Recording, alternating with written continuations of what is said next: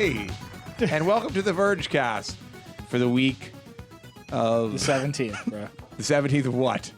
The week of September 17th, 2012. Are you that Yes. broken?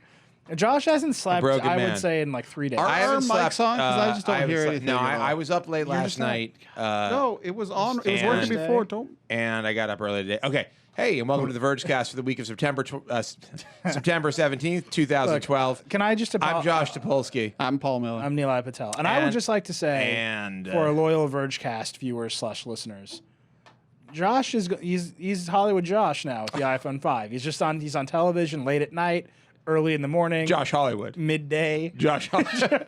I actually appeared. I appeared on The Bold and the Beautiful.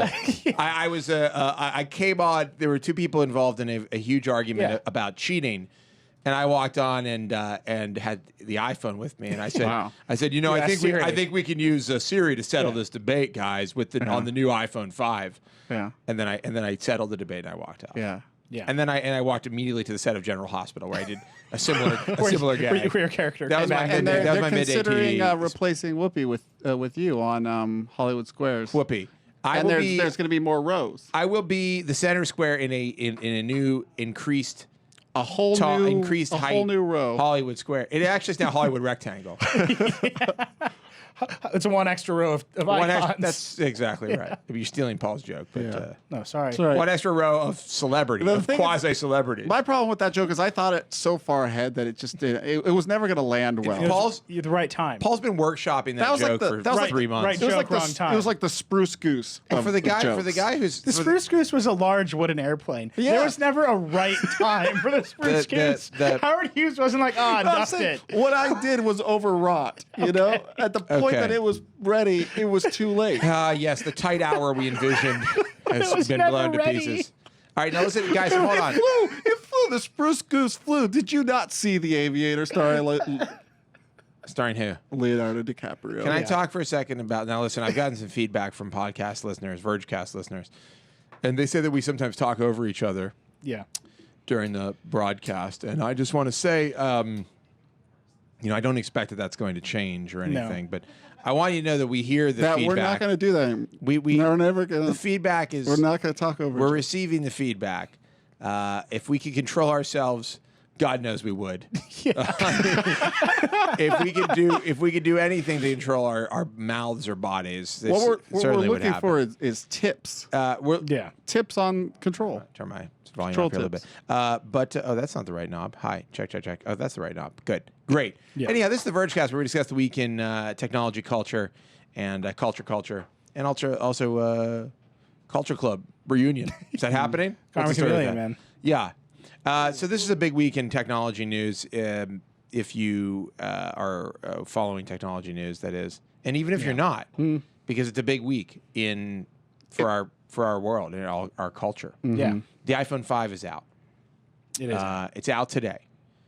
Today is Friday, September 21st, 2012. Yeah, If you're listening to this later, then it is not out today. It was out a few days ago or If you're in Australia. yesterday. If you're in Australia, you've been using it for 2 weeks. Yeah. Anyhow, so the iPhone 5 is out. I've got one. He's sitting here. Let me just do this. Ooh. This is not special anymore because now everybody has one. Right. Yeah. Can you just get a feel for how thin this is? I know it's out of focus. Let me put it near my head. That looks really weird. This does not look right. It's like a different hand. Hello? Why, yes, I So do. tiny. Yeah. My what? In where? That could be about anything, by the way. Yeah. Anyhow, the new iPhone is out. I did get 3 hours of sleep last night because I had to get up super early for the Today Show. That is a humble brag, in case you're wondering. Where I hung out with my good friend, Al Roker, Rokeman. So I like to call him. So Michael Shane told me Al Roker was like hardcore journalist about the maps. Al Roker dove in on the maps. Yeah. He was like, it cut me off. I was saying something about the phone. He's like, all right. I hear these maps are a problem. Yeah. I was like, oh, yeah, Al. You know, that was like there's a cover story on the Times, and then below was it the Journal? It must have been the Journal. Yeah. No, Below Wall the Street- fold was oh my gosh, the maps. The maps are a problem. The maps are a big deal. So anyhow, Do we have Dan On the cover of the Skype? newspaper, we're bringing on a Skype person. on the cover today of a to newspaper, this. there's a story about how the maps suck in a new phone operating system. So we that's should- how mainstream. Can we this actually is. talk about something? Let's start at the beginning. Well, first we should find out if Dan is going to join us and talk about the OS because he reviewed iOS 6. He did review iOS 6. I also, gave some of my overall impressions of iOS, and he did the deep dive, the big review. Dieter also worked on that, I believe. I'm not sure who worked on it. No, it was Frank. Dieter and Dan. I've been kind of out of touch with the world lately. Anyhow, but so we put our iPhone review up last night. I was also on late night. The two events were, close together. Yeah. And it's good to finally have finished it and show it to people and to tell them what I think, which is it's the best iPhone ever. and I think there's I think there's a big market for it. Big mass market buyer wants this phone, and I think it's very good at much of what it does. But I have to say, I think that I'm perplexed by some things about the iPhone 5. I mean, I don't think the software has moved really at all. I mean, I just feel like the software is in stasis right now. Yeah. But I'm perplexed. The thing that I can't keep coming back to is I don't know why they made the screen bigger. They have not really given a single justification for the increased screen size. Yeah. And there is no part of the OS or the functionality of the phone that takes advantage. I mean, yes, well, you can see one more email. You can see one more email or another row. But in all honesty, I am truly perplexed. Hold on. Yeah. I mean, I'm holding on. But isn't that just Apple's history catching up? Because Apple wants to present itself as this very deliberate company that always makes the right decision. And then there's this army of Apple sycophants who are like, the iPhone is perfect at 3.5. And, they scientifically measured the radius of your thumb. Yes. Scientific fact that a phone over 3.5 inches is impossible to use. Great, but we don't ask questions when Samsung releases 50 different screen sizes, except why don't you just pick one? I've been asking questions. We don't ask questions when HTC makes a phone with a slightly... I mean, the market wants phones with bigger screens. The market wants phones with LTE. Apple made one of those. But LTE is... Like, I don't know why we're like... No, but LTE has a verifiable, well-documented and well-discussed use. Right, but so do bigger screens. But not from Apple. Every time Apple introduces something, they'll tell you about why they did it. Apple's has been historically very good at this narrative building. But they're good. But they're good at saying the narrative with building 3G. here is like that's. But they're what good at saying want. with 3G with LTE. I think they're good at saying like we have better battery life here. It was finally time to do it. We found the right way to do it. The screen is not that. It's not that story. It's not like it was finally time to do it. It was like the screen's bigger. Moving on.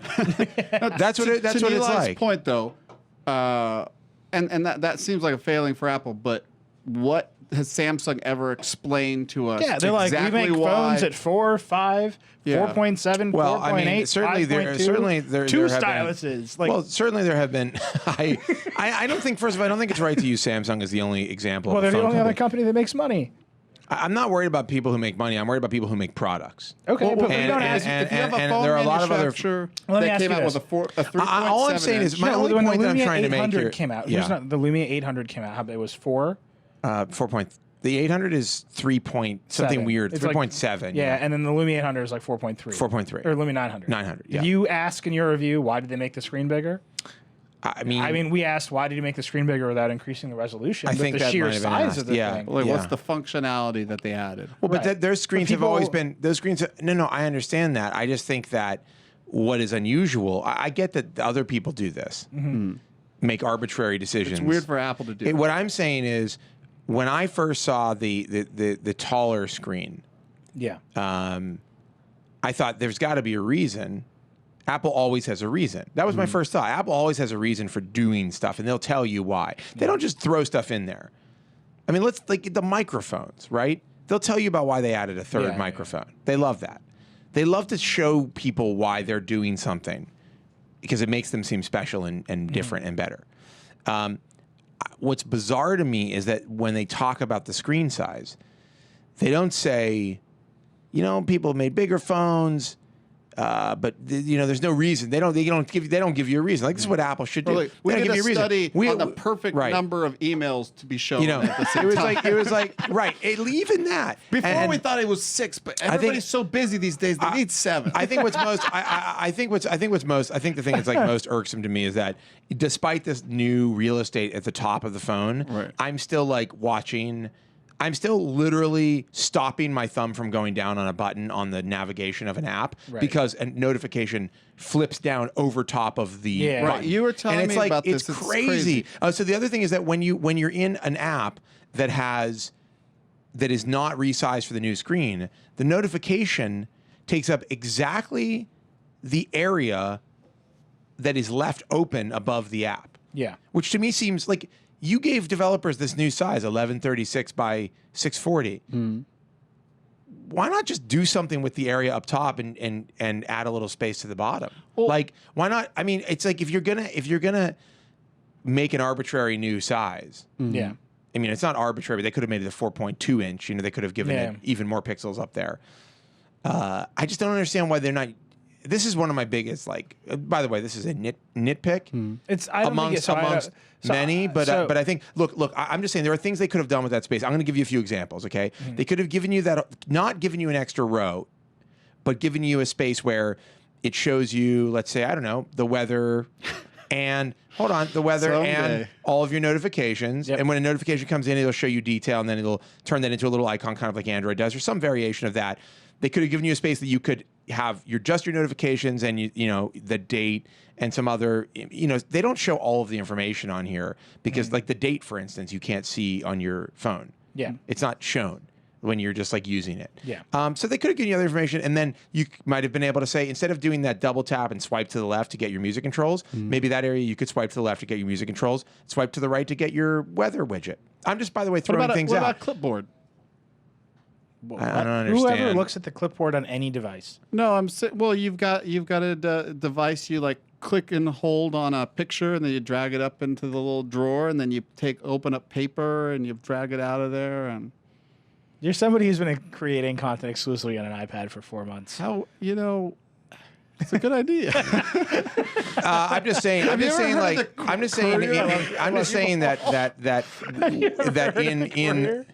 in studying it and thinking about it, it really, the one thing that stands out to me, I mean, I think there are many things, like there are lots of good stuff about this phone. It's very good. Well, read my review if you want to hear all about it. But the thing that stands out to me is this bizarre situation with where the notifications are. We have Dan, by the way. Okay, we should put Dan on. I have a question. If you could just answer me. Yeah, whatever you want. The developers are going to have to make the bigger apps, right? Right. But they're still going to have to support the smaller screens because that's the majority of the devices. That's correct. Is there an app version that's just elastic?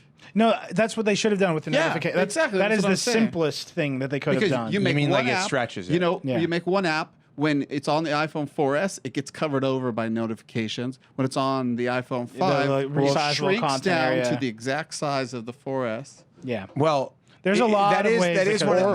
Or there's a clipboard. That is one of those things. You drag a picture up there. That is one of those drag things. it into paper. That you know how Apple does. Apple Courier, you just like stick stuff in the fold. The courier wasn't a real thing. I mean, you can't compare. That's like I had a dream that you could do this thing. How come it doesn't do that? These aren't crazy dreams. Joseph had dreams. But Dan, we should bring the Dan. But hold on, wait. I just want to say one thing before we bring Dan on. Yeah. It came true. And I don't know if he can hear us now, but I'd like for him to pick up on this when he does come on. Dan dreams sometimes. This was a place. I do feel like just this thing with the new screen size. It was a place where they could have said, if you're an iPhone 5. New owner, we have this great new feature. Yeah. Only available on the iPhone 5. Clipboard. We made Notification Center even better with Clipboard. Yeah. No, but they could have done a bunch of stuff up in this space and said, this is why we gave you this extra height. Now you have all this stuff you can do, all kinds of new things. Somebody sends you a text message, you can take action on it right up from up in the whatever. I wanted to do that why am I even talking about it? They didn't do it. Let's move on with our lives. Sticky notes. Dan Seifert. Yeah. Hey. Is it Seifert or Seifert? I got to the bottom of this. It's Seifert. Oh, so I was right the first time. Am I here? You're way here. delayed. Can you hear us? I can hear you guys Oh, you're loud and clear. This guy's loud as can be. Yeah. You're very delayed. Are you aware, guys? Are we aware of how delayed this gentleman is? Do you have a slider back there to fix it? You do? You fixing the delay? That's tight. Can you Are tighten we up that fixing delay? my delay? I hope so. Otherwise, people are really gonna hate us talking over each other.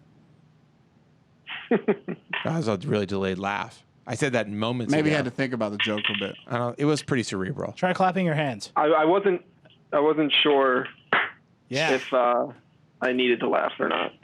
Oh, okay, Dan. Can you make it so that he says his words in the future? Does that slider go in the other direction? Dan? You know what we should do is ask Dan a really great question that he then monologues on for a little bit. Dan, Yeah. you reviewed iOS 6. Can you give us? I did review iOS 6. Can you give us your impressions? Can you talk about your takeaways for iOS 6? So what I got away from iOS 6 was that it is still, a very solid, very complete, very reliable, very fast platform that does what most everyday average users need it to do. But it didn't really break any new ground on the wireless industry or in this kind of market here where we're seeing things iterating and changing a lot or changing quickly. iOS 6 didn't do that for me. Every other version of iOS update, whether you're going from like the original iPhone OS to iOS 2 to iOS 3, et cetera, those all had some major usability updates that changed the way that you actually use the platform with notifications or multitasking or whatever it might be. But iOS 6 doesn't have that. It essentially feels like iOS 5 with some very, very minor tweaks and a new Maps platform. It really does. And I will say, by the way, and I know there are apologists and haters that are going to say, you just want them to do new stuff because, you think that that's a sign of progress when it's just adding new features. People love to point out face unlock on Android as some kind of throwaway feature, not like the Cards app, for instance, where you can mail cards to people. That wasn't a throwaway addition. That's a real thing that lots of people use. No, letterpress Ping. cards, man. It wasn't like Ping, where it was a service that nobody used. I sent you a letterpress card because last night. because only other companies make mistakes. So you're saying you did not get my letterpress card? I did not get your letterpress card. I did receive several from my wife, though. But this is not. I don't think Dan is saying this in his review. I don't think he was saying it. I wasn't saying it in my review. I do not want innovation for the sake of saying I have innovated this thing that maybe didn't need to change or was working great. My thing is, and I think Dan will agree with this, there is real innovation happening. There are real things happening that are making these phones more useful and more powerful and easier to use and more delightful. And that's not... I expect that from Apple. Yeah. I think Apple's the company that leads that. And I feel like they have crawled to its kind of stasis point where, I said this before, I just think they're kind of in a holding pattern. And it's frustrating because you see how it could be better or different. Yeah. And or just you see places where you could do innovation. It seems like Dan and I were talking about this last night. It seems like they've done an extraordinary job polishing the platform, the existing platform. Here's the iPhone. Now we're gonna polish, not make changes. We're just gonna refine things. I mean, if by polish you mean we're gonna put, when apps get updated, we're gonna put a new badge on them. Yeah, I mean, if you just stuff but like that's that. but that's really surface. The thing about that is polish. But polish can also mean we made things cleaner and clearer and simpler. We tightened up places that might have been a little flabby. This was you added the new pull to refresh with the new pull to refresh animation, and you added when you tilt it when you're in the music app, the little metallic slider changes as if it's really reflecting something, but there's still I talked about this in the review, the way settings are handled and certain functions of the refresh, and this kills me. Pull to refresh came out in Tweety for the iPhone, right? The first one. Sounds possible. Yeah, it was Tweety 2 maybe. I think it was. Tweety innovated and that was maybe 18 months ago, maybe even 2 years ago. He really shouldn't have patented. He should have patented that. He did patent it. Oh, he did. Twitter has a patent on it, and the Sparrow guys specifically licensed it. Yeah, Twitter gives it to everyone. But no, that's great. So it came out. It's this is a really good idea, and then everybody used it. Everybody updated their apps within 6 months to use it. Apple took 2 years and a major OS update to put pull to refresh in Mail. And it's why? Especially since they do Delta updates of stuff, and they could. I mean, that's an update. That's a make the app better kind of update. right? It's not a this requires iOS 6 update, and yet it's a highlight iOS 6 feature because it's fun, right? But it's trivial. And if you look now, well, a lot of people notice it because it's easy to notice, and it's got a cool animation. You could have put that out in whatever OS. And now every major app is doing these sliding panels. Like, so Twitter does it, Facebook, I mean, it's everywhere. Twitter doesn't do it anymore. No, the iPad sliding panels, but there are no sliding panels in Twitter. Maybe I'm just thinking of Facebook. You wish I have there like were sliding panels in four Twitter. apps that do this sliding Sparrow? panel. Oh, it's Evernote does it. Evernote, my Gmail app does it. Twitter right. and Gmail are like what I flip between on the phone. Facebook. So it's all, but none of the apps. Michael, were you shouting something? Path does it, right? And that is now a dominant iOS UI paradigm. It's everywhere, and it's come from other platforms. And Dieter is pointing out it's been on WebOS forever. And it's like, well, it's also where's that? It's actually also part of the Holo motif, right? The Holo like, guidelines. But you've got all this UI innovation happening. Yeah. And Dan, this is in your review, I would say, right? You and Dieter were talking about this in your review. You've got all this UI innovation happening, but none of it's coming from Apple anymore on their phone. With Apple, it's like, how can we make this bookcase look more like a bookcase? And I think, and Dan, sorry, I know you've been sitting there not talking, and Nilay just directs on you, but to add to that, I will just say one thing. You have not only them not doing that kind of innovation, but they're now deferring, like in Maps, they defer to other developers and other applications for things like transit directions, which I said in my review just seems like a uniquely un-Apple thing to do. Like before it was like, we make the best stuff to get your things done, and we don't even want you. But that's really exciting to me that they would start like with Siri, that they're like opening that. But up they're not opening Siri up. They're opening Siri up to selected partners. This is something where they're like they didn't have it, so they punt it to someone else's app. Right. So Dan, what's your take on Sorry. this? Yeah.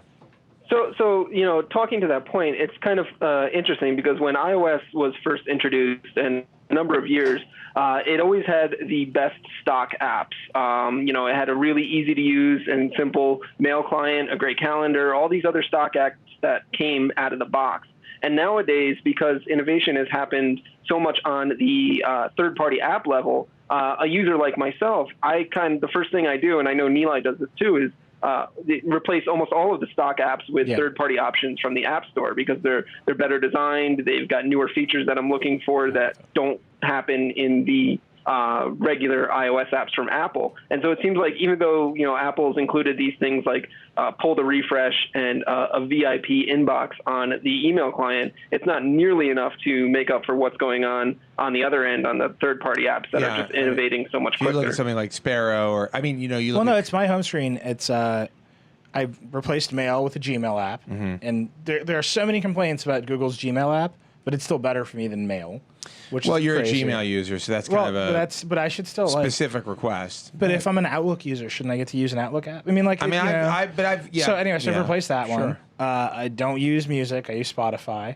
I don't use weather. I use dark sky. I don't use notes. I use simple notes. It's like every single one of these apps. The weather widget is helpful. That's another perplexing place to me. Like, and God, maybe this is 70 the thing. degrees and sunny. No, I mean, I'm not. Why even go into the 73 degrees and sunny icon? I mean, it's so absurd to me that after all of these years, they still like the one thing I think we've been talking about this by the way since like 2008. Still 73 degrees and sunny. It's always I thought 70. they changed. No, the one thing that what are they going to make it cloudy? Has been I feel like is a universal thing that I see everybody 64 that I see. degrees. I've talked to so many people about it, and is the thing that like most like it's so obvious to everyone. The thing that everybody always shows off when they show off like they're like our widgets or our live tiles or look, you can glanceable information. It's always like the weather. Yeah. Like the thing that I look at most when I'm leaving the house is like what's the temperature outside. And I mean, it is bonkers to me that like Apple's it's just lock like, screen will be like all you need is 8 different icon phone skins.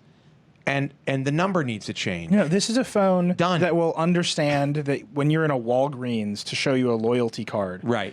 on the home screen, but will not show you the temperature. And now they introduced this widget, but then that gets this other problem where like you can't make the argument that the weather.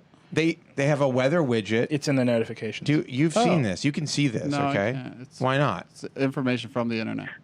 But it's information about you. But it's already been. Paul, down. do you know it's 73 degrease here? And sunny? It But look, actually all right, is 70 degrees. It's already been downloaded though.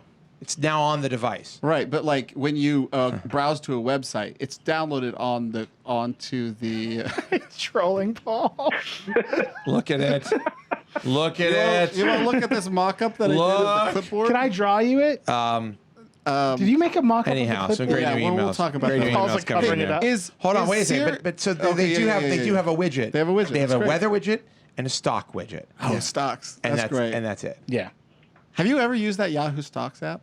Yeah, for my stocks. You mean the one that they include I'm in the not allowed phone? When Yeah. it came in, like Yeah. the Yahoo, like when it came out in 2007, I added Apple, Google, and I worked for AOL, so I added AOL. Yeah, they're still there. Yep. And That's it. I mean, it's like, we're not allowed to invest in tech companies, so my other options are like, well, I Well, can you invest also in have to know how much big they're oil, how much Dove. they're making. Dove, soaps, Let me see how Soaps. Apple's doing Consumer today. goods. Soaps are going to be big. any number of like big 80s conglomerates. Do those still exist? Can Like a I- company that makes like missiles yeah. for the Defense Department It's been and a like roller rubber coaster duckies. ride day Right. for Apple stock. Some real Michael Roller coaster week. Martin Sheen was he in Wall they Street? they care for your children, and then they send them off to war. Yeah. What are you Real- talking about? Do they still have like 1980s conglomerates like in Wall Street?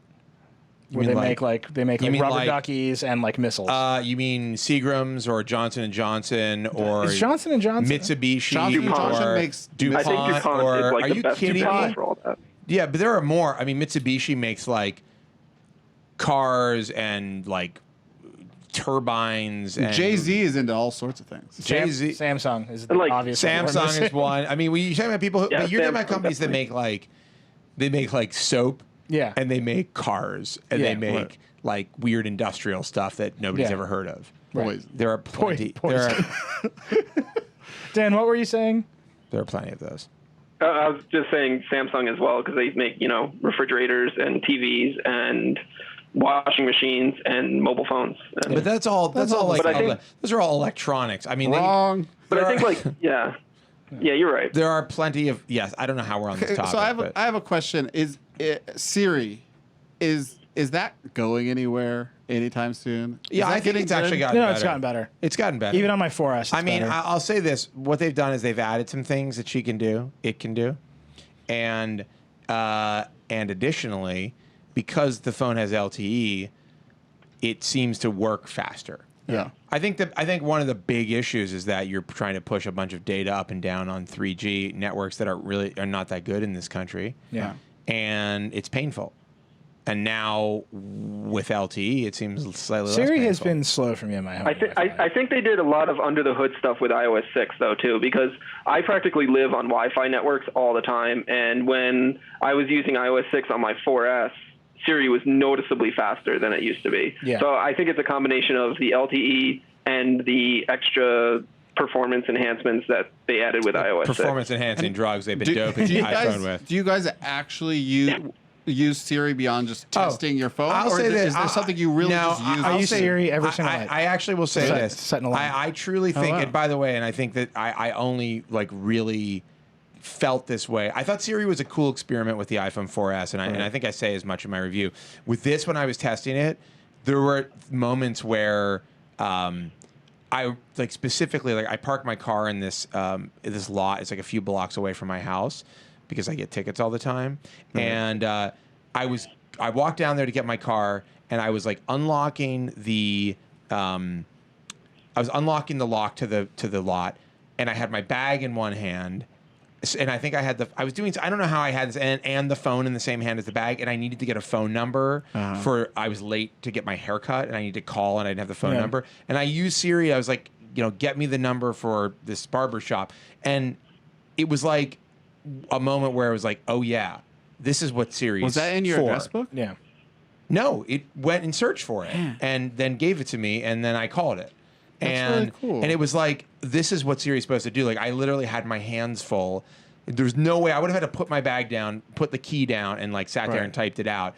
And I thought, like, yeah, this is what the phone should be doing. And it so was the faster it can kind do of that, amazing. Yeah, it's really helpful. and it was fast because otherwise it's just faster to pull up a browser. And No, do I mean that. Siri like has real uses. I mean, I use it to do phone stuff all the time. Like what? I set alarms with it like every night. It can open apps now, which is kind of it can tweet or do a Facebook. Yeah, post. Joanna has been tweeting from Siri like nonstop. Okay. Which is hilarious.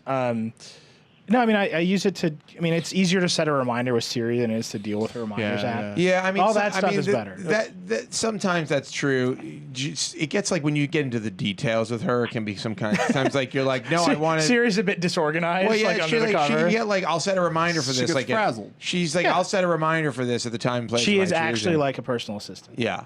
She's like, oh my god. But no, I do think she's always out to dinner with her dad. I do think and I think that you're right, Dan. There have been some guys. The Devil Wears Prada? Can you knock off this banter over here? So, look, don't worry about her. I'm addressing Dan, our buddy here. He's just sitting here. Are you there?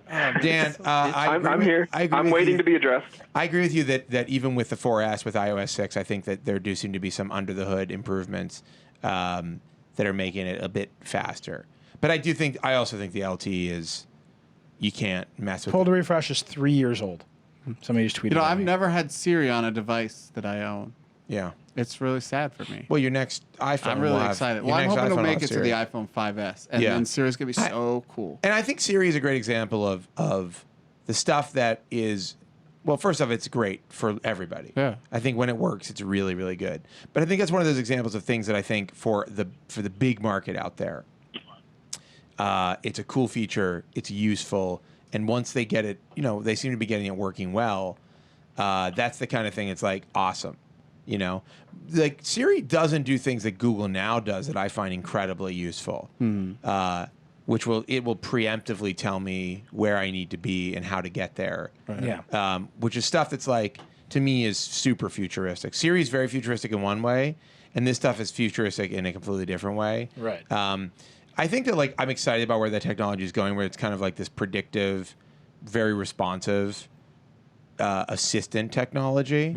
I wish I could combine Google Now and Siri. Speaking of assistants, I have friends. Voice, dude. I have friends who are voice.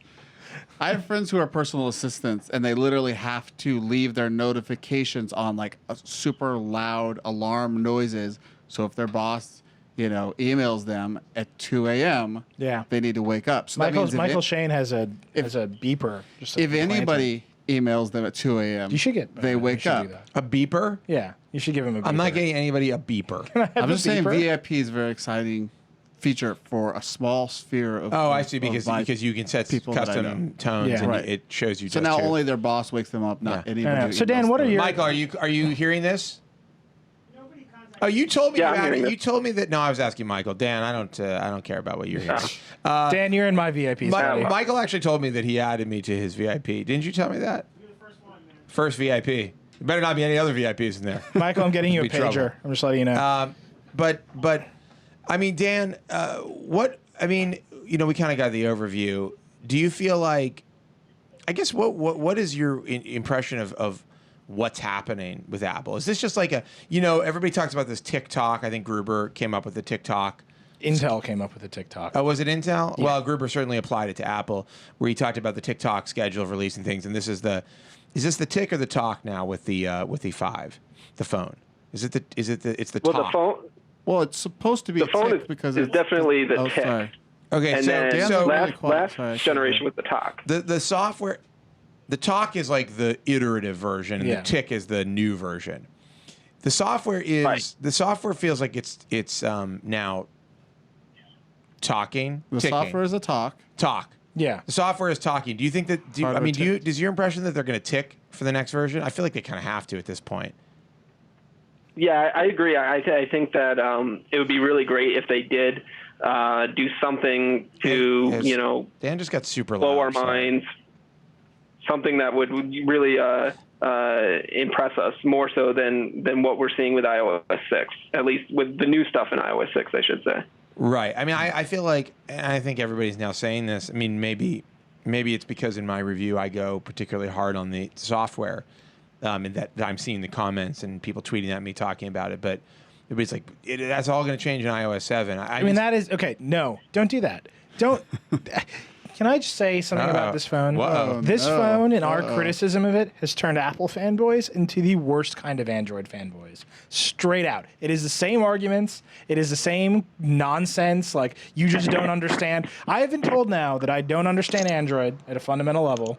And now I don't understand Apple at a fundamental You, level. wait, you haven't been told you don't understand Windows? Apparently, it's nothing. What about Apparently, Windows? What about like, Windows Phone? I definitely don't understand. No one Windows. understands Windows. I've been told repeatedly that at a fundamental level, I fail to grasp what Windows Phone is about. Yeah, because you're not.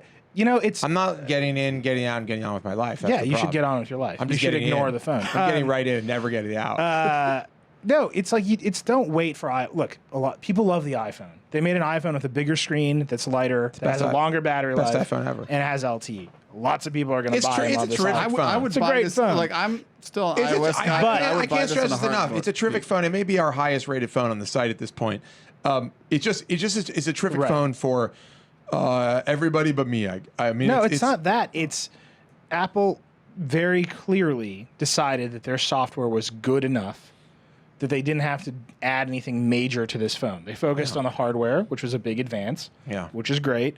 And they focused, I think they spent a lot of time with these maps because they wanted to get away. We haven't even talked about maps. Right. And you know what? The biggest changes to iOS 5 for most people are going to be, or to iOS 6, is going to be they're going to load it up. They're going to have not Google Maps, and there's not going to be a YouTube icon on the front page. Yeah. Because Apple got rid of Google. Yeah. Right? And that partnership ended, and that is the biggest change in iOS 6. And when you open the settings app, the menu bar is a really ugly blue color. Yeah, I don't get that. And maybe I would assume those two apps are pretty heavily used, but I don't have statistics on that, and Apple doesn't share them. Dan, what were you going to say?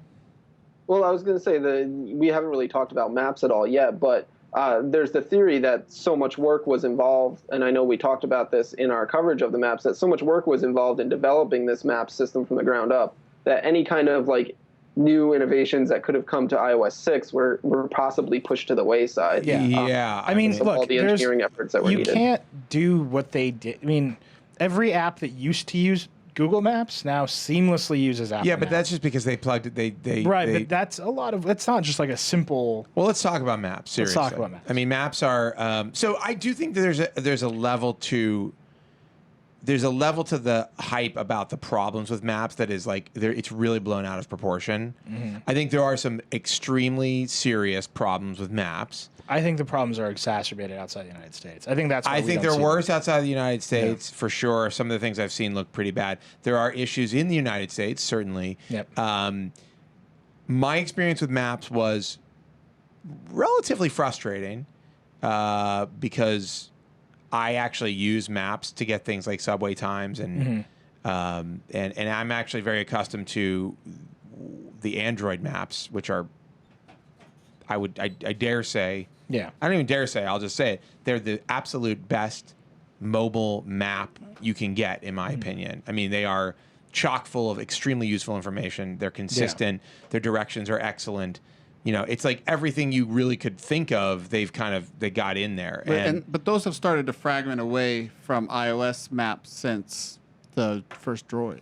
Oh yeah, and there's no question. Oh yeah, they've developed that hard. And I mean, I'm sorry, I don't know that Apple couldn't have taken advantage of some of that stuff, but I think Apple had other plans. Apple started working on maps. I mean, how long was it? 5 years ago. 5 years. That's what I'm told. They bought a lot of these. They bought was a C3. Yep. 5 years ago. What? C3 they might have bought sooner. They've been buying these little companies. What was the other one? The other big map. It doesn't matter. The point is they've been doing this for years, so they obviously had something in mind. But so maps were frustrating for me. I had some issues. The turn-by-turn stuff is actually really elegantly done and worked for the most part really well. Yep. I did have some issues where it like stopped on me or like kind of didn't. There were a couple of times I used it where it stopped navigating. Like it just held in one place and didn't tell me the next move. Yeah. Problem. I don't know if it was a GPS issue or a maps issue or a road. It was because you stopped in your car. I don't know. I stopped because I pulled over and thought it would keep going. But but the big thing is that it's just lacking a ton of data. Josh, just don't worry about driving for the next year, and then iOS 7 will fix it. I think the biggest issue with maps, I'm just ignoring that statement and moving on. The biggest thing with maps is it's lacking. It just doesn't have the data. Like you have to have the data, and Google has, love them or hate them, you cannot knock their incredible collection of data they have for maps. I mean, Street View, they have indoor maps for things like museums and stores. They've got their traffic information is incredibly vast. Like comparatively side by side, the traffic information in maps on iOS is like non-existent, not there. The points of interest, I mean, the shops, the restaurants, they have Zaga, which is incorporated into the restaurant stuff. It's just the sheer volume of data makes them incredible for a user. And Apple, like, I think Apple will get there at some point. Yeah. But they are not there now, not even in like the vicinity. Can Apple get there? I mean, Yes. Google. I mean, Apple has $100 billion in the bank or something. Sure, like. but they also Google has a lot more, like, invaluable information gleaned from what Google is as a company. No, look, but you know, Microsoft is really good at maps. Well, they're good, But they're good. They're not as good. Nokia is really good at maps. Nokia is really good at probably maps. number But they're two not. to But they're Google still on not. Bing and Nokia still are not what Google Maps is. Yeah, but they're They're good though. They're good. They are good. They're service. I don't think anybody in Windows. Apple. Look, Man, remember MapQuest? Yeah, I just remembered that MapQuest exists. They should have bought MapQuest. Is what they should have done. Because isn't that whatchamacallit, the Is MapQuest for sale? that SNL? Apple, I have an idea. AOL, man. I bet AOL. Talk to this Apple's guy, Tim Armstrong, not from Rancid, Wait, what was the? but what from AOL. What was the Yahoo? They map own a service? company called MapQuest. What was the Yahoo Map service? Yahoo Maps. Yahoo Maps. That was. Might have been Map. I Do thought they have their Yahoo own? owned MapQuest. Doesn't matter. No, AOL Come on, owns nerds. MapQuest. Well, look. So Dan, what is that? Verge should buy MapQuest. I'm waiting for the nerds to tell me what the What Yahoo would Maps the were. Verge do with MapQuest? I don't know. Directions to nowhere. Hold it over Apple's head. Directions to the internet. Directions to the intersection of art, technology, culture, Dan, and wait. science. So Dan, you've been Dan, using this. Talk about maps. Yeah, I mean, Dan lives in a more rural area, right? Tell Don't you us- live on a tell us- farm? He lives on a Don't you farm. make your own He buggy? I think raises there's a little chickens. bit of a divide between what the experience is for somebody who lives in an urban environment versus maybe more of a suburban or rural environment. Because if you're in an urban environment, you need a lot more data there. There's a lot more points of interest. There's things like transit directions and stuff like that. But if you're living And transit outside of a lines. big city, a lot of that stuff either doesn't exist already from Google Maps or isn't all that helpful to you. And I think that the turn-by-turn directions that are offered in iOS are actually pretty good comparatively, just as far as how they work. In my test, when I was driving around with them, the app itself was much smoother than Google Maps was. The frame rates were better. It was just kind of more of a pleasant experience. But it still had some issues when I needed to make a left turn and it wanted me to drive up 1.5 miles and make a U-turn and then do this other nonsense. So the data sets are still not quite as good as Google Maps. But I think a lot of people who are upgrading from iOS 5 to iOS 6 or buying an iPhone 5 and don't live in a big city are going to probably be pretty happy that the turn-by-turn directions are now finally there. Right. I mean, the turn-by-turn is a great addition. I mean, there's no question. By the way, I did do some of my maps testing in like the suburbs of Pittsburgh, which is pretty rural. So it just looked bombed out. You're like, oh, this is it's like you don't want to go there. This is in fact a nuclear apocalypse. Don't do that. No, but I mean, I tested in a fairly suburban area, so it wasn't all just like in Midtown, and that is actually one of the places I had some issues. Maybe it's just, either way, they're like we're not even bothering with Pittsburgh. Apple had to get turn by turn. Well, I think that when everybody else is offering it for free, since the Motorola Droid. I mean, but it hasn't really slowed down sales of the iPhone. Like that's the thing it's about still this. such an important question. It's great. Nothing has slowed down the sales of the iPhone, but they still need to innovate. Right. Or so they the thing need to keep up. So there's been a lot of. It's just funny. It's like understanding why Apple took out a feature that its users generally loved. Right. Nobody complained. But didn't have turn by turn. But didn't have turn by turn. It bugged Right. me. And they gained a feature that some of its users want at the expense of reducing the experience for everyone in significant ways in some places. It's not a story about... What was their choice? Can you tell me? 95% of Americans have a car. The choice was to strike a deal with Google, which is clearly not... that's one choice. Okay, or strike a deal with Microsoft, or strike a deal with Nokia, which, by the way, Amazon has done. Which Amazon is a big company that is very good at handling large amounts of data. They're like, screw it, and they signed up a Nokia. Right. Make sure the product is good before killing the Google deal. But they might not have been able to do that because, I think that... So let's assume that the deals are rather lengthy. They don't just sign a 1-year deal.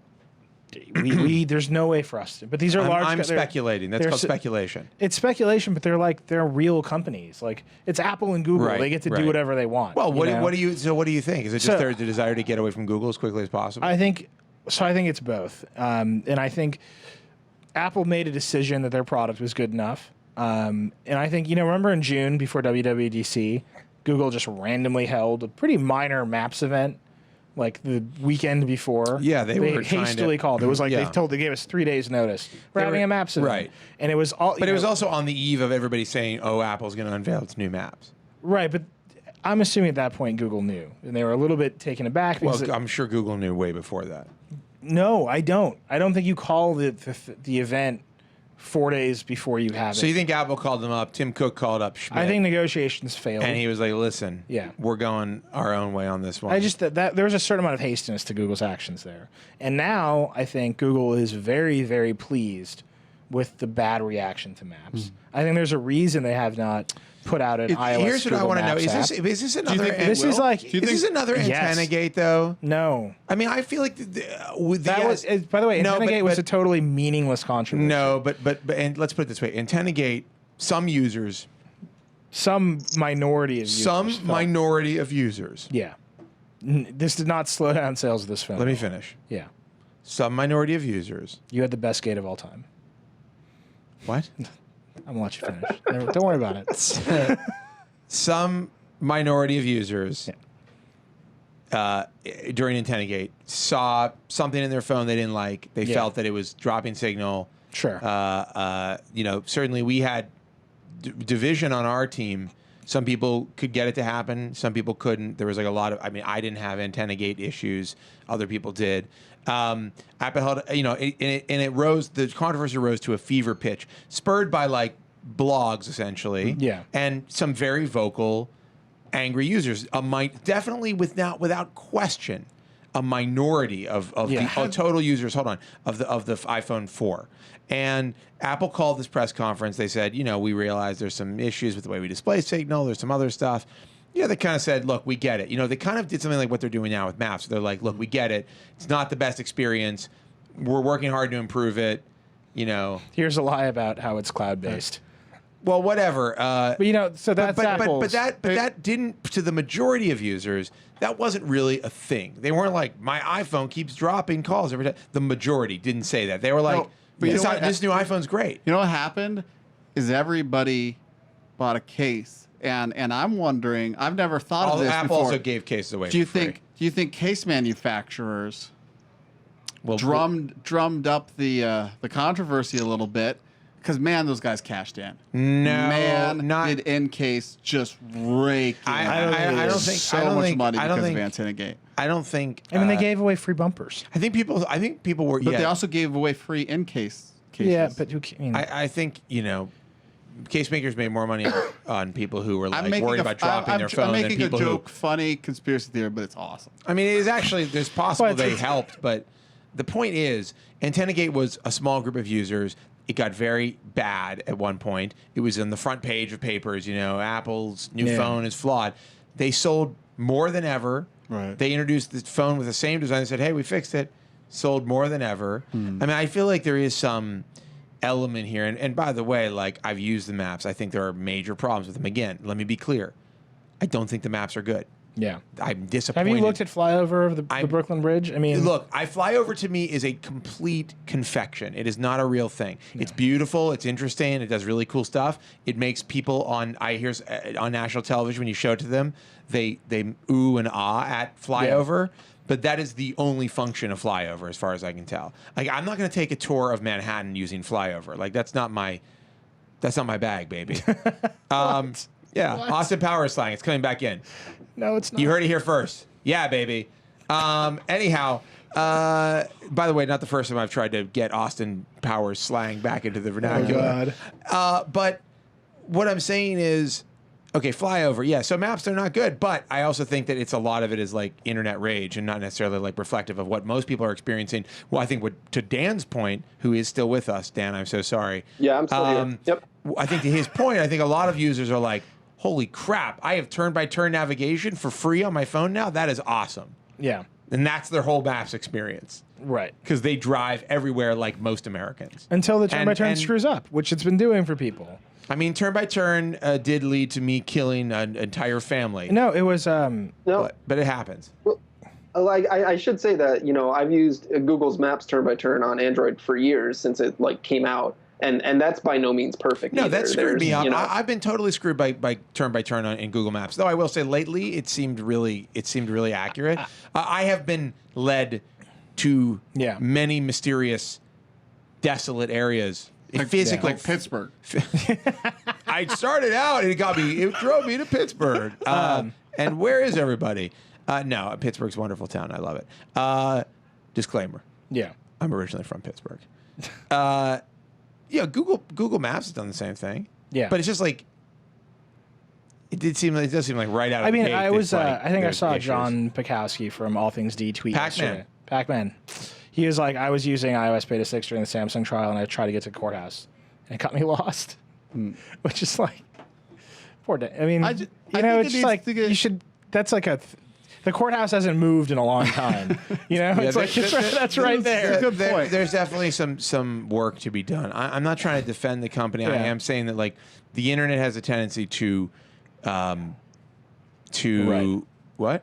No, I agree. The internet has a tendency to amplify, and it's conflict, and conflict drives stories for the newspaper. I mean, that's why Al Roker's like, oh, I heard about these maps. That's juicy. That's what the customer. Yeah. I mean, here's what they asked me about. If it bleeds, it leads. No, and here's what on Today's show I had 1 minute and 30 seconds. Yeah, they're like, oh yeah, we were talking about Honey Boo Boo, so your segment got cut down, and I'm not kidding. And I wish that was a joke, hilarious joke, but it's real.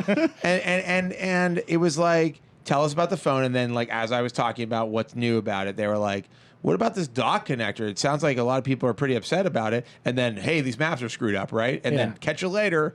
So back to Honey Boo Boo. That's what. And now about the Honey Boo Boo. It was about the Honey Boo Boo name generator. And God, I wish I was kidding, but I'm not. Sounds like a great idea. You don't even know who Honey Boo Boo is? I've heard of this person. But so I do think it's like you want to go for if it bleeds, it leads, and that's going on a lot right now. But look, there are real problems. We've written stories about it. So here's the thing. So this is a issues. story that Addie and I worked on yesterday. Which is great. Was that yesterday? It feels so long. It's been a long week. Apple won its goal, right? They got Google off its phone.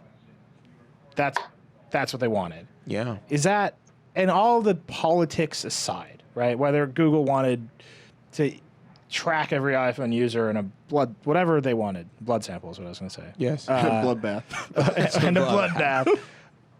Did they improve the experience by doing this? No. They added one feature. They could have added turn by turn. They could have partnered with TomTom and added turn by turn anyhow. Yeah. Turn by turn to Google's Maps? No, they could have just had, hey, we're including TomTom, a bundled TomTom app. We've partnered with them, and now you have turn by turn directions, and you can jump out of Maps into it. I'm sure they could have done that programmatically pretty easy.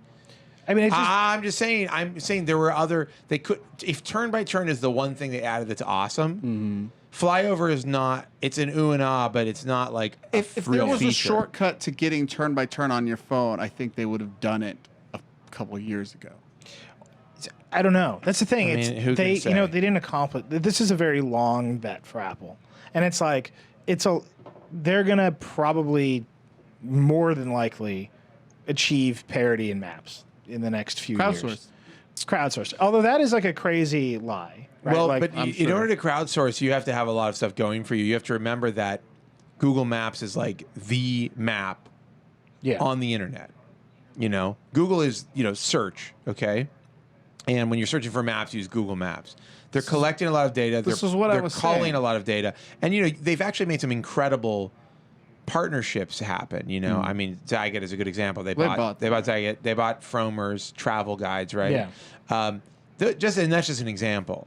They have, at least in New York, I don't know how it is in lots of other cities, but in New York, they're pulling the MTAs, and that's, I guess, an open API you can pull for apps, but they're pulling MTA info. I know when I look up my local, my station nearby, I know if there's a train delay. Yeah. That kind of stuff is, Apple can do that. I mean, Apple could have done it and should have done it before they release these. But there's some stuff they won't be able to get. Right. I think Yelp is a poor substitute for Zagat. I'd rather have a professional restaurant reviewers I know a lot of people than disagree with you. No, I know that, but I think that Yelp is often misleading and unhelpful. Like on Yelp, Yelp is so wrong. Yeah, here's what I see on Yelp. Is this restaurant good? Do not eat here. This is the worst restaurant ever. Seriously, I got food poisoning after eating this restaurant. Next review. I love this place. I go here all the time. Best food in New York. Yeah. 5 stars. Like, thanks. I know what to do now. And then, like, yeah, you can average it out, but that doesn't work. Like a new restaurant. Notice everyone on Yelp is always going places for people's birthday parties. Every review for me is always. To be perfectly honest, I came here for a friend's birthday party. If I can be painfully perfectly honest with you, I kind of gave up on using Yelp after having experiences where I was trying to get I would love to see information. the number, like the percentage of food poisoning reviews. We should, because I feel like if you get food poisoning at a restaurant, it's like I'm going to Yelp as soon as I start stop barfing into the toilet. Yeah. I'm going to Yelp. We need a Yelp data parser that can find that information. Paul Miller eventually Yelp. I would like to see restaurants with multiple occurrences of food poisoning. Yeah. That would be like red flag. Food poisoning rate. Serious red flag. Or if you think you have a stomach of steel, like I can't. We dare you. I'm in a very different. I can't suggest a restaurant unless there's been Yelp. She doesn't care. I'm like, I heard about this great restaurant. I saw it on the news, or like I read a paper, or like somebody told me about it. She's like, yeah, what does Yelp say? And that's it. I think Becky's.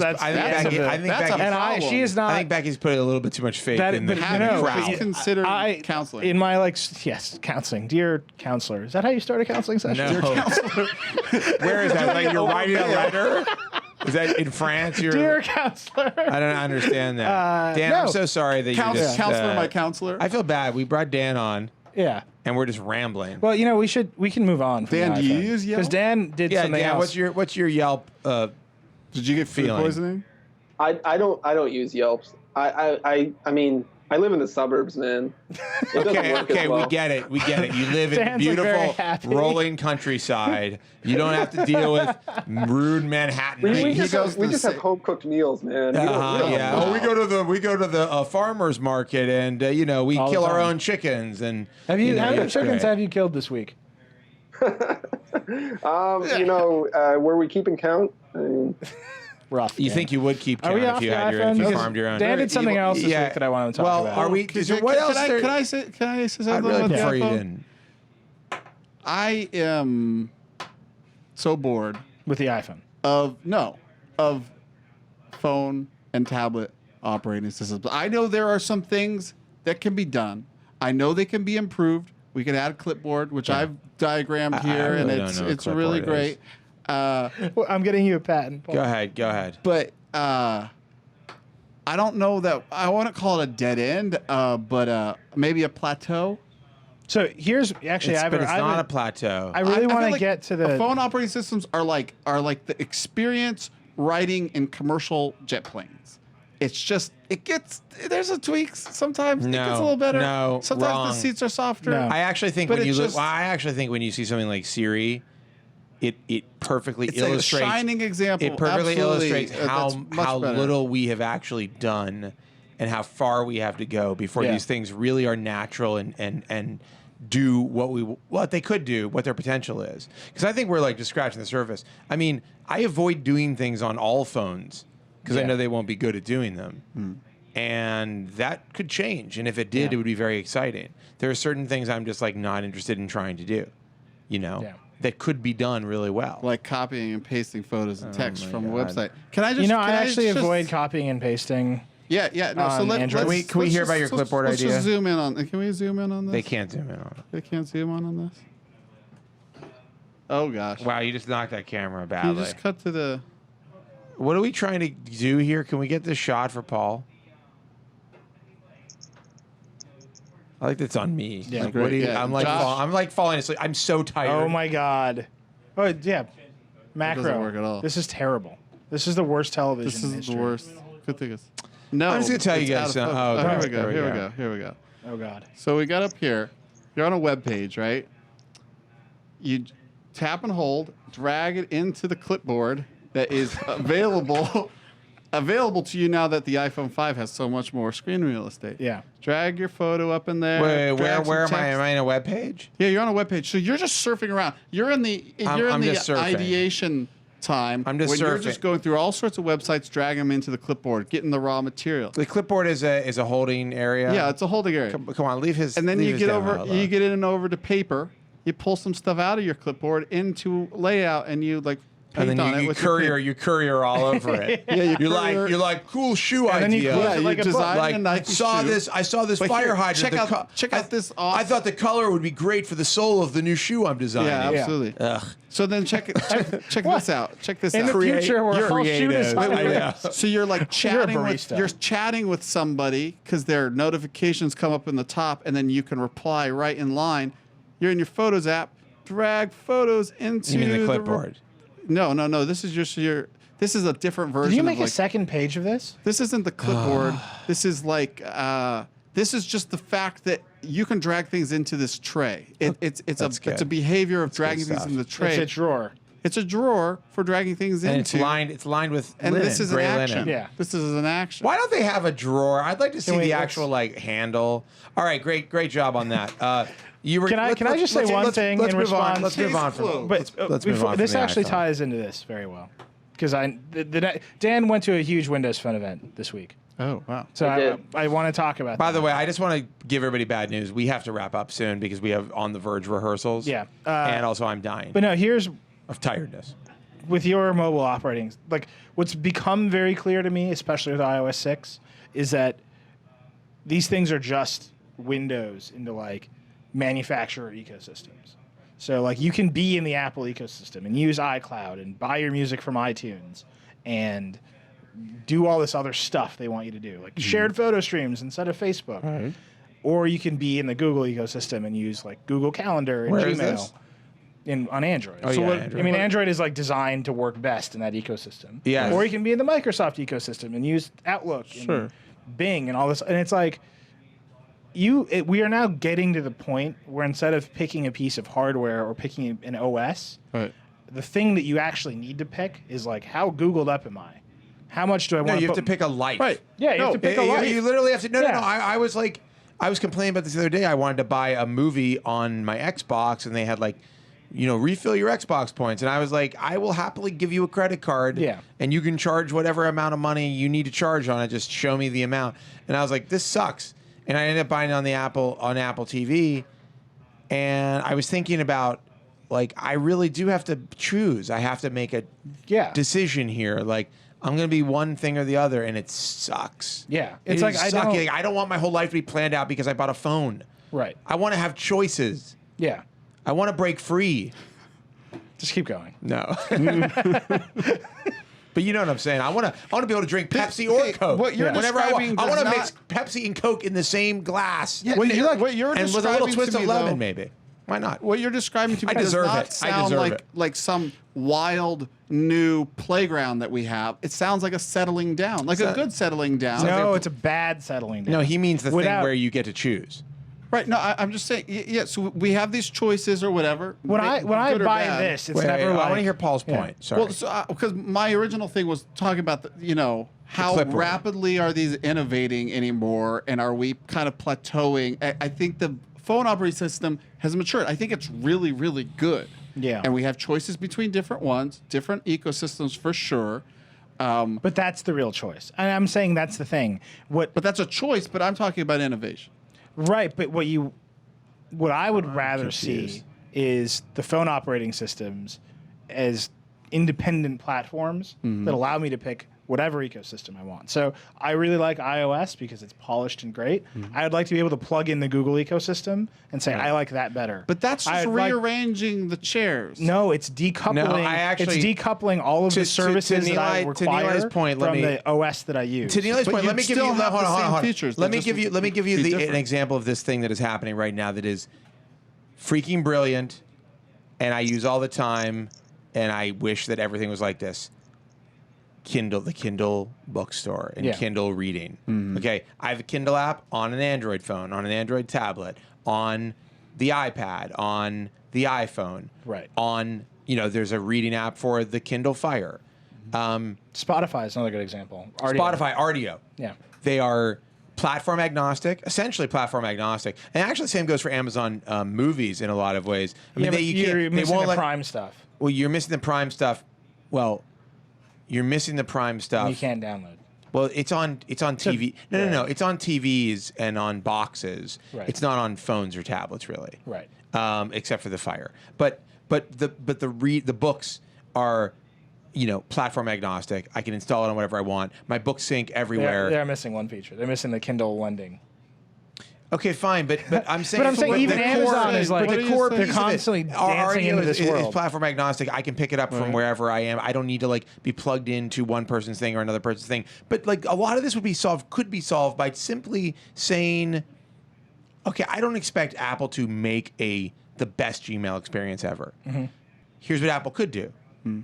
We've created a way for you to make an email application. You can have the email application do whatever you want. We've got some protocols we want you to use. There's some constraints to it. Just like they do on the Mac. And then you'll be able to say which client you want to use, like a computer. Yep. Or and you could do it, by the way, I want to use Chrome. There are innovations, right? Safari. Chrome instead of Safari. And by the way, you could do a certain type of app, like a set group, like not just everything. Like you don't have to pick it for every single thing.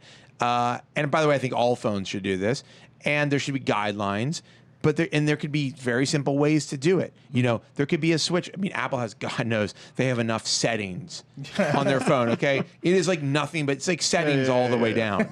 And make a list that says default apps. And say, here are your options. And you know what? Oh, man, I don't know what's going on. My email app changed.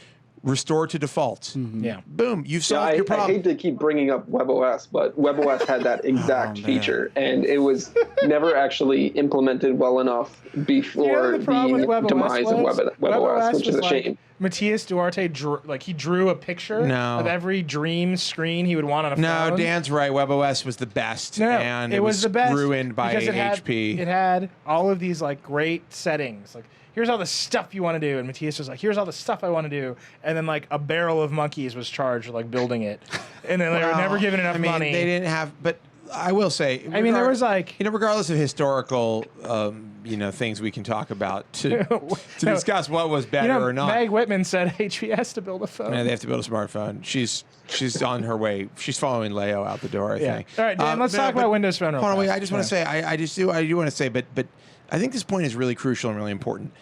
And you kind of just made me, the light went on. That you're right. When you buy a phone, you're no longer saying, I want this great phone with these great features. You're like, okay, what thing will I plug into for the next 2 years? What will be on my TV? What kind of tablet will I have to get? What kind of computer will I use? What software am I going to use? Because all of a sudden, if you want to do things like movies or music or books or all this stuff, if you want to sync your stuff, if you want to make sure your files are kept in sync in certain places or your settings are kept in sync, that is all you got to pick something and go with it, and then you're done. Right. And if you have to get out of that, it's like lock-in. We've talked about this before, but the lock-in sucks, man. Yeah. It sucks. It's not good for users. It sucks for users. What people should be doing is making ways for stuff to talk to each other. The stuff should talk. Right. What it's not doing is not talking. You know what I thought was amazing when Apple said we're going to open up the FaceTime standard to anybody to use. Yeah. That was 2-3 years ago. Yeah. It was 3 years ago. Apple said it's going to be a standard that anybody you'll be able to make an Android app for it. I think we even asked them at a Q&A. Might have been my question. They lied. They said, you'll be able to make an Android app for it once we open up all of the stuff. Yeah. It never happened. It was an awesome idea, though. Yeah. Because what you should do for users is not give them fewer options. You should give them more options. And you should make those options easy and understandable and not force them to use the things that you want them to use because it's better for your bottom line.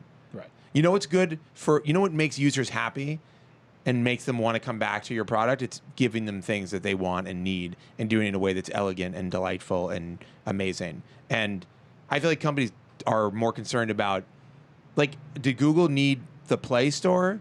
Could they have done? Could they have leaned on Amazon and partnerships there? Maybe. I mean, I'm just saying it's not just Apple's problem; it's a problem across the industry. Right. All right, I'm done ranting. No, I mean, rant over. I just think we're at a place where, especially now that they've pushed, particularly Maps off the phone, which is a core feature, we're at a place where it's do you prefer to use Google services? You are better off getting Android, and that is just true now. I agree. Sure. I think this: if you use Chrome and you use Gmail. And use Google Maps. And use Google Calendar and use Maps, I don't think your experience will be better with iOS. And I don't think that iOS offers so much otherwise, yeah, it has an ecosystem of apps that's unparalleled. Right. the ecosystem of apps is unparalleled, but there have only been a handful of. I mean, at this point now, I can count them on one hand, probably, where I was like, "Ooh, I really need this app," and they don't have it. Yeah. You know, I'm not the average user, but this actually is going to lace through what we're going to talk about. We next. have to. This will have to be our last topic, unfortunately. Okay, so let's talk about Windows Phone. And then we're going to talk about Baxter. When I wanted to talk about, the problem with... You ever heard about Baxter? Okay, what? What is Baxter? The new robot. No. We're Windows not Phone. We're not talking about Baxter. Dan, talk Read to me. my original report on Verge.com, which is, oh man, Baxter is exciting. Go ahead. I'm just saying, I'm bored of phones. I want robots. And we're just rearranging these things. And We're not just picking rearranging. ecosystems. It's not just rearranging. These phones. Dan has something to tell you about HTC. Dan, go. Let me hear it. Oh, I do. So HTC, this week debuted its big Windows Phone 8 devices and its big new partnership with Microsoft to be the signature lead Windows Phone 8 partner, which was kind of a shock and surprising. Yeah, there's some interesting reactions from Nokia. Yeah, this is an insane situation. So just to be clear, remember last year, actually I think it was this year, when Nokia at CES was talking about how this is the real Windows Phone. Yeah. You haven't seen Windows Phone yet because now they've got the real Windows Phone devices. And Ballmer came on stage, and Elop and Ballmer talked all about their tight relationship and how even Nokia, the ads were like all phones before this have been beta testing. Yeah, and Nokia was like the first party basically for Microsoft. Like, we're going to be leading the charge. We're the company.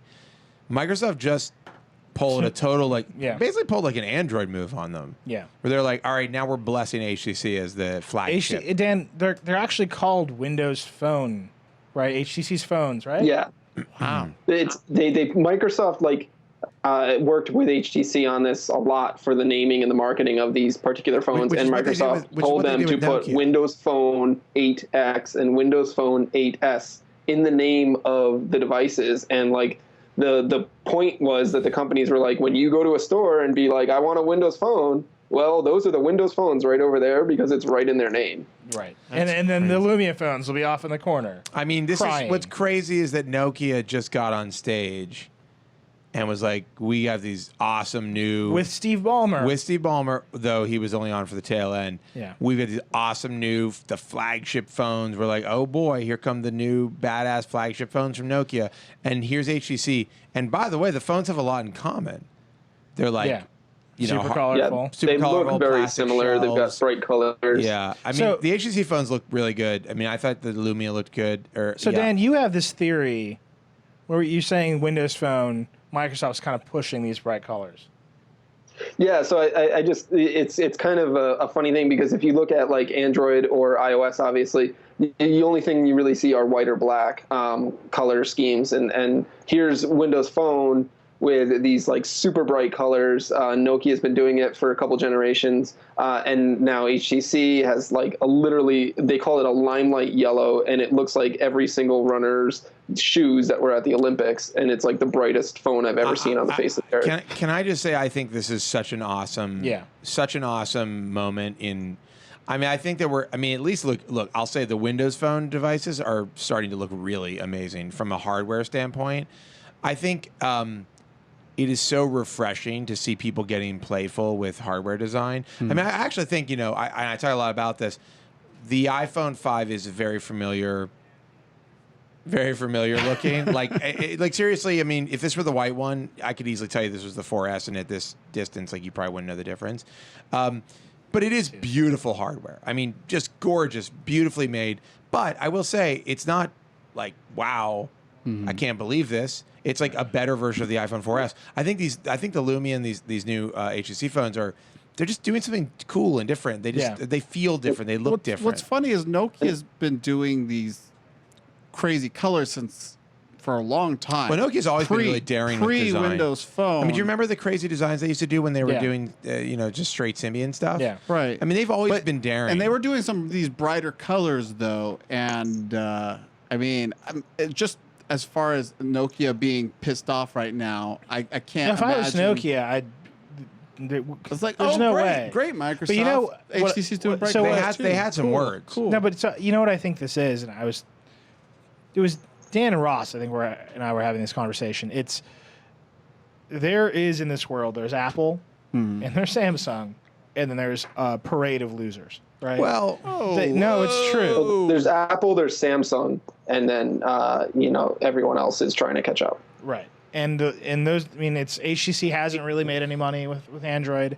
Motorola was a failure with Android. They had to sell themselves to Google after threatening patent lawsuits. LG is they're making Square phones, The best. which is like, why are you doing that? yeah, some of them are confusing. I mean, it's HP, they've got to make a smartphone. HP's and it's just like you see HTC saying, okay, well, we have failed to compete with Samsung on Android. Right. We're Microsoft. We're back. And Microsoft was like, cool. Another buddy. And it's like, and now Nokia and HTC are in this place where they are partners against Samsung and then rivals for whatever's left over. And that's not Microsoft is just like everybody else, like come back. Like, we're charging you license fees to build Android phones anyway. Right. Why not pay an extra $1 and take Windows Phone and make your phones red and yellow? And Nokia had to be thinking like, well, if we're just basically the first party, we can get almost all of this market share, even if whatever it is a small it market is. share. Yeah. And it's just, to me, that's dangerous. I'm sure I'm not the first person to say this, but can you imagine a laptop that's called like the Dell Windows XP S? Yes. Are you kidding me?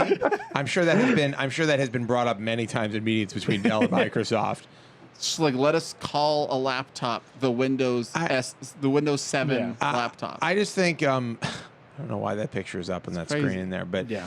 I just think that or Apple calling a laptop like the Mac OS a Lion. no, but Yeah. Windows Phone is like a thing. It's like you can describe a Windows Phone. That is also a description of what it is. right. Or you could call it Mac Lion.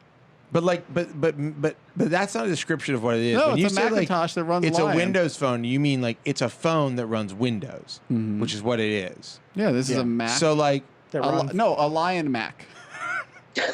anyhow, here's what I think, and this gets into Giggles Miller over here this gets just off into- the cliff.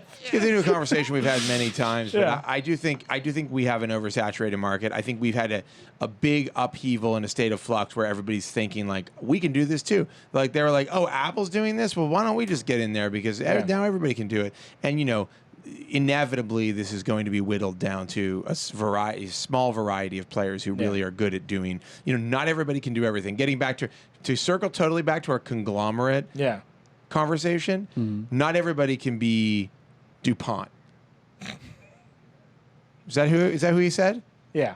Or DuPont. Johnson & Johnson or Seagram's or whoever these companies are. Like some people are just Some other smaller company. I'm trying to think of a very focused small company. Juju.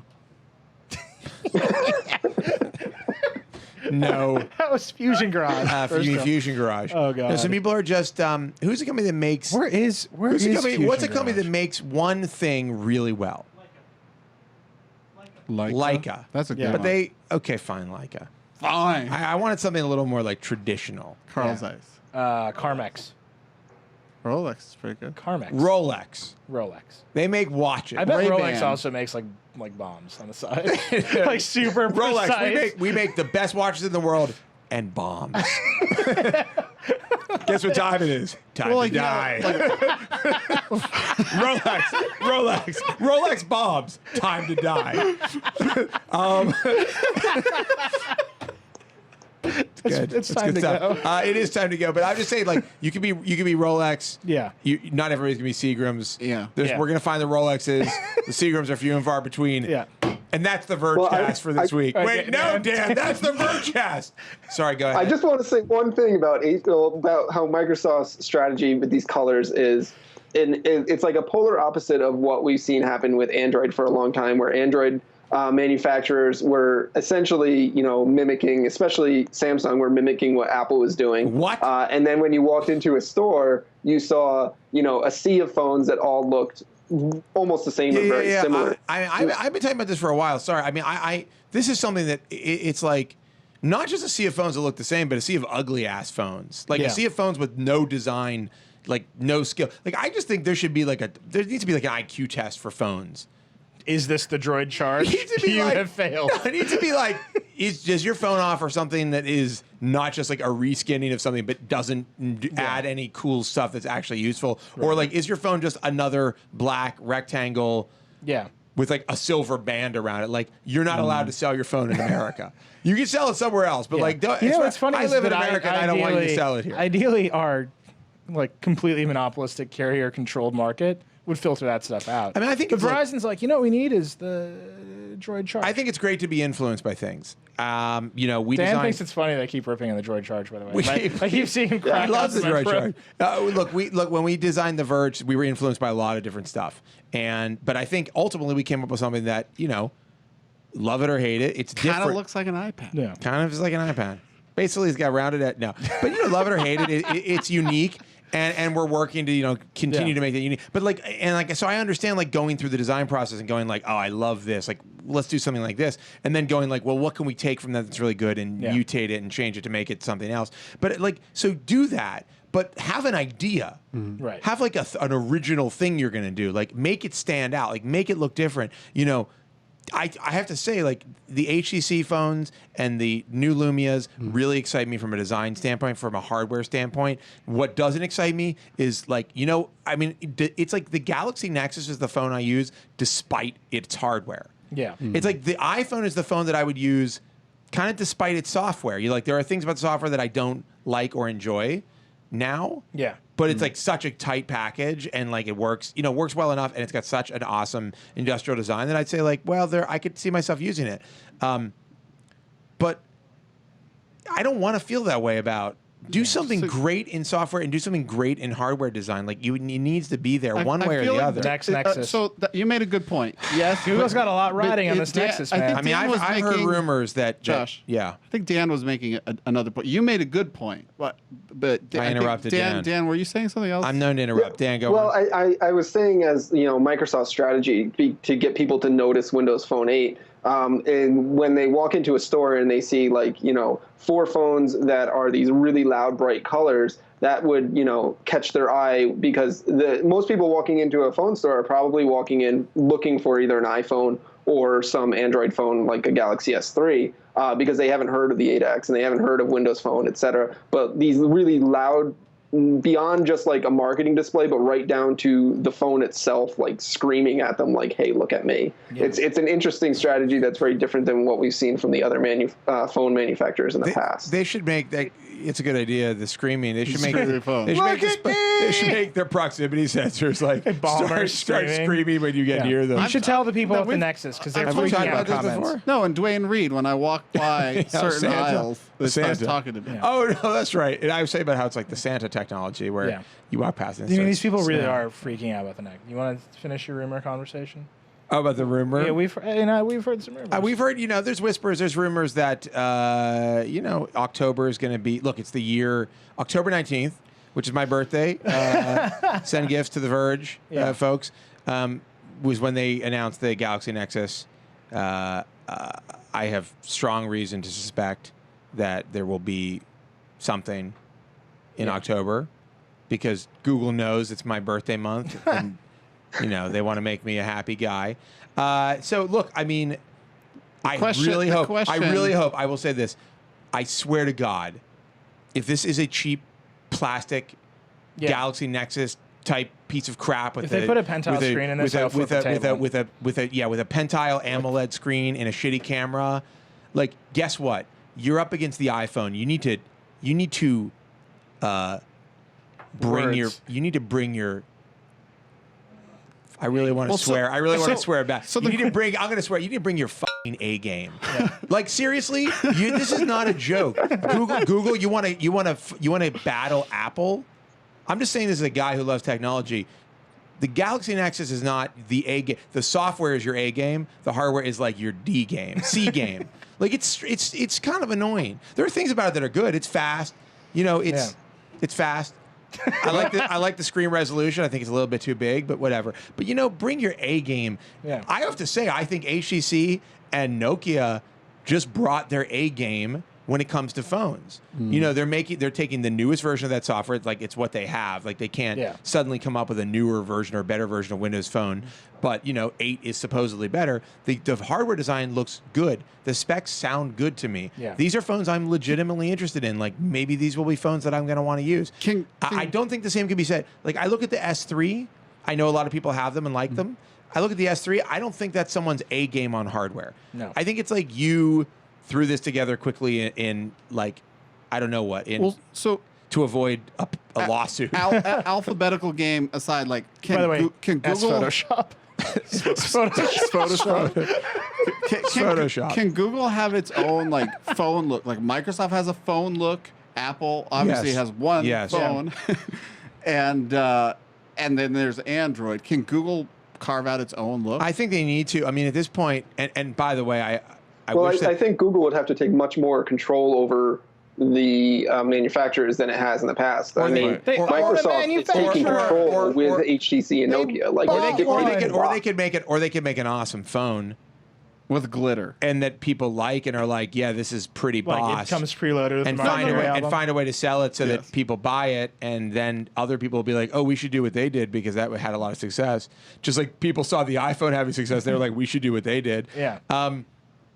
You know, by the way, we're unexplored territory big time, and like where the wood, like we're covering. You know, we've been covering this Ad Zero phone that, you know, I mean, we covered it a little bit. It's made of bamboo or something.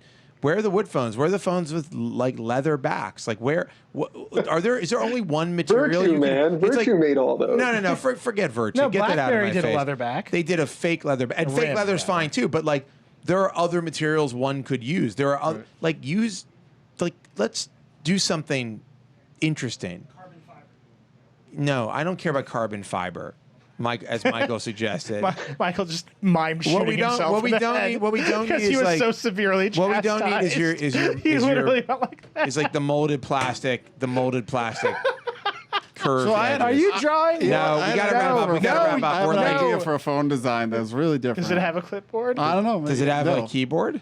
No, it's got like a real mic. You know how we get the sound quality from having real microphones? Yeah. Like all these phones have these tiny, tiny little mics, but to get good sound quality, is that a giant microphone? It's a giant microphone. That's not. It's a giant microphone, and then you've got a giant speaker up here, like a good headphone speaker. That's the Vergecast for the week. That's different. If you want to get in touch with us, you can email us at vergecast@theverge.com. You can leave a comment on the post when it goes up, and of course you can find us on Twitter. I'm Joshua Topolsky. Paul is future Paul, though he's not online. Whatever. Nilay is reckless. Dan, what is your Twitter handle? DC Seifert. Oh, that's so great. And if you want to talk to me about cool, original, futuristic ideas, you can send a letter. I'm Paul Miller's dream phone. Okay, go on. You can send a letter to P.O. Box 501, New York, 10276, and I will talk to you about cool things. Maybe I'll draw you a picture. He probably will draw you a picture. He's not that busy. Dan, thank you so much for joining us. I know that we didn't let you talk that much, and when you did get to talk, we immediately interrupted you. So I apologize, and of course I apologize to our listeners, our poor devoted who listeners. we have once again punished for what seems like an eternity. And on that note, we'll be back next week. Tomorrow, Manhattan Center in New York, 5 p.m. On The Verge. Yeah. And we've got a really cool, I have to say, I'm excited. We have a really cool On The Verge. We kind of took a sci-fi theme with this one. We went to ILM and did a tour there, which is very cool. We have an awesome demo coming from Microsoft Research, and we'll be talking to one of their researchers, which is exciting. And it's going to be a fun show.